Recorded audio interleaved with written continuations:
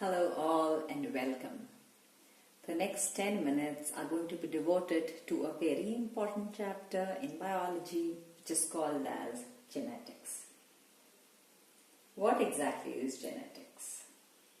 Let's try to understand that the continuity of our life, of living beings and perpetuation of any species is because of the remarkable characteristics of all living organisms to reproduce. So an important character of being living is that you are able to reproduce and produce similar of your own kind. When parents pass on certain characters to their offsprings, it becomes a part of heredity. And the differences between parents and offsprings is listed as variations. Let's try to understand this. Now, all living organisms inherit certain characters from their parents, and in turn they transfer these characters to their offsprings. Hence, heredity is defined as the transmission of characters from one generation to the next, or from parents to their offsprings. What are variations? Variations are the differences between parents and their offsprings or their children. Variations are extremely important because they lead to evolution of species. Hence, genetics is defined as the science of biology or that branch of biology that deals with heredity and variations. The term genetics was coined by William Bateson. Now, the first scientific explanation for the mode of transmission of these characters from parents to offsprings was given by Gregor John Mendel, who is known as the father of genetics. Mendel had used the term factor for these units of heredity or for these particles that he said are transferred from one generation to the next. This is the term that we now know as genes. The surprising part is all this was done in the middle of the 19th century when little knowledge was available about transmission of characters, about chromosomes, about DNA, which wasn't even discovered then. Without all that information, Mendel had postulated certain laws that stand good even today. Hence, Mendel is known as the father of genetics. Genes. Johnson first coined the term genes for these factors that were transmitted from one generation to the next. After Mendel's work, a modern concept of gene arose which said that genes are the basic units of inheritance. What exactly is a gene? A gene is that segment of DNA that provides instructions for the synthesis of a specific type of protein or a specific type of RNA.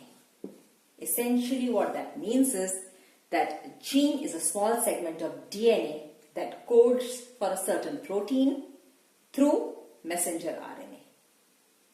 This essentially also means that the difference between two organisms, between two living beings, or between two people of the same species or organisms of the same species essentially is the difference in their proteins. So the difference between you and me is the difference in our proteins that are being coded by our DNA or our segments of DNA called as genes. Also, the difference between a brinjal and a lady's finger, the difference between a mango and a cockroach, the difference between a cockroach and a me is essentially all difference in our proteins that are being coded by our DNA, which essentially means our genes are different. Let's now try to broadly understand the meaning of relationship between DNA and genes. Hence, what we now understand is that a gene is that short segment of DNA that codes for a particular protein. The full form of DNA is deoxyribose nucleic acid. It is actually a polynucleotide. That is, a single monomer unit of a DNA molecule is called as a nucleotide. Now, each nucleotide chemically consists of three components. The three components are a nitrogenous base, a phosphate group, and a pentose sugar. A pentose sugar means a 5-carbon sugar.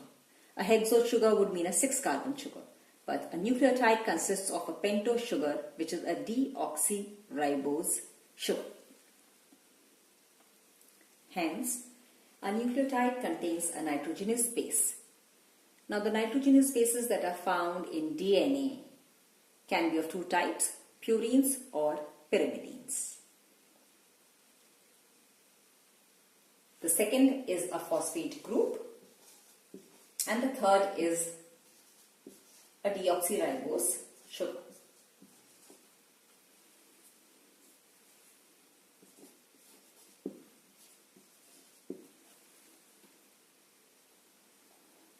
Now, where exactly is a DNA molecule found? As we all know, each of our cells contains a nucleus. The nucleus contains chromosomes or the chromatin network, which condenses itself before cell division into chromosomes. The number of chromosomes in a human being is 46, which includes 22 autosomes and a single pair of sex chromosomes. The sex chromosome in a human female are XX, and in a human male they are XY. A single chromosome consists of histone proteins and DNA. DNA, which is a polymer of nucleotides or is a polynucleotide. Now, this is what a DNA molecule essentially looks like. It consists of nucleotides here.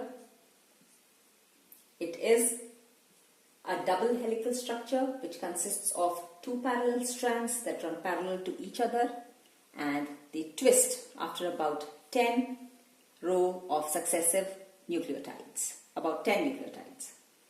The two strands are complementary to each other, which means that the nucleotide on one strand base pairs complementarily with the nucleotide on the other strand. For example, a purine always pairs with a pyrimidine.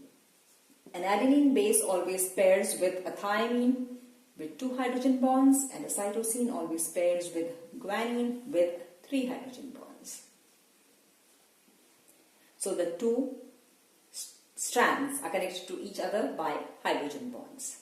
The two successive nucleotides on a single strand are connected to each other by phosphodiester linkage, which means that a 5-carbon of one nucleotide is connected with the 3-carbon of the other nucleotide with a phosphodiester linkage. Essentially, this is the structure of a DNA molecule. It is a double helical structure, and it's called as the Watson and Crick model of DNA, since Watson and Crick had given this model for the first time, and they were later on awarded the Nobel Prize for the same.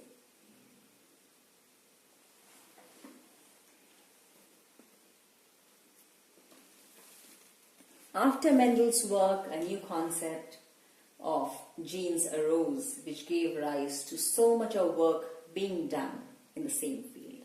Now, this is a very, very broad area of genetics, but essentially the overview of it is that this is the most important concept in biology, and it's extremely broad, needs a lot of lectures and a lot of time to cover it all. But I hope I have been able to give a small, tiny explanation for it.